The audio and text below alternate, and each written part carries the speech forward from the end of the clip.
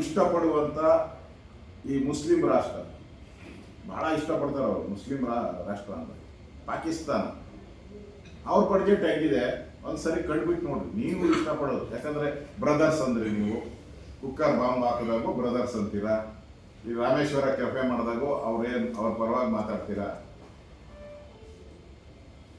ನೀವು ಒಂದ್ಸರಿ ಪಾಕಿಸ್ತಾನದ ಬಡ್ಜೆಟನ್ನು ನೋಡಿ, ಇಲ್ಲಿ ಒಂದ್ಸರಿ ನಮ್ಮ ನರೇಂದ್ರ ಮೋದಿಯವರ ಬಡ್ಜೆಟನ್ನು ನೋಡಿ.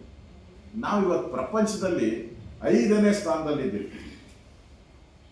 5ನೇ ಸ್ಥಾನದಲ್ಲಿ, ಅದನ್ನು 4ನೇ ಸ್ಥಾನಕ್ಕೆ ಹೋಗುವಂಥ 3ನೇ ಸ್ಥಾನಕ್ಕೆ ಬರುವಂಥ ವ್ಯವಸ್ಥೆಯನ್ನು ಮಾಡ್ತಾ ಇದ್ದಾರೆ ಆರ್ಥಿಕ ಇದರಲ್ಲಿ.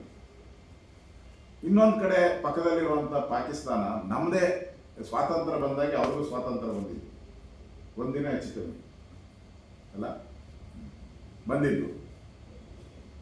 ನಿಮ್ಮ ಮನಮೋಹನ್ ಸಿಂಗ್ ಸರ್ಕಾರ ಇದ್ದಾಗ ಪಾಕಿಸ್ತಾನ ಏನೇನಿತ್ತು? ಇಂದಿರಾ ಗಾಂಧಿ ಅವರ ಸರ್ಕಾರದಲ್ಲಿ ಪಾಕಿಸ್ತಾನ ನಮ್ಮ ಥರ ಈಕ್ವಲ್ ಆಗಿತ್ತು. ಅಲ್ಲಿನ ಒಬ್ಬ ಯಾರು ಶರೀಫ್, ಪಾಕಿಸ್ತಾನದ ಪ್ರೈಮ್ ಮಿನಿಸ್ಟರ್, ಬೇರೆ ದೇಶದಲ್ಲಿ ಇದು ಓಡ್ ಬಂದ್ರಲ್ಲ ಇಲ್ಲಿ ಶರೀಫ್, ನವಾಜ್ ಶರೀಫ್, ಅವ್ರು ಹೇಳಿರೋ ವಿಡಿಯೋ ಇದೆ.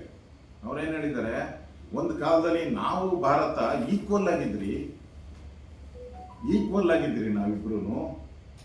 ಇವತ್ತು ಭಾರತದ ಒಂದು ಹಣ ಜಿ ಡಿ ಪಿ ಇರ್ಬೋದು, ನಾವು ವಿಶ್ವಸಂಸ್ಥೆಯಲ್ಲಿ ನಮ್ಮ ಹಣ ಇದೆ ಈಗ. ಇವತ್ತು ಅವರು ವಿಶ್ವಸಂಸ್ಥೆಯಲ್ಲಿ ಭಾರತ ಹಣ ಇಟ್ಟಿದ್ದಾರೆ ಅವರು ಬೇಕಾದಷ್ಟು. ನಾವು ಎಲ್ಲ ಕಡೆ ಹೋಗಿ ಭಿಕ್ಷೆ ಬೇಡ್ತಾ ಇದ್ದೀವಿ. ನಾವು ಹೋಲಿಕೆ ಮಾಡಿದ್ದಾರೆ. ಹಿಂದೆ ಕಾಂಗ್ರೆಸ್ ಇದ್ದಾಗ ಏನಿತ್ತು, ಇವತ್ತು ಮೋದಿ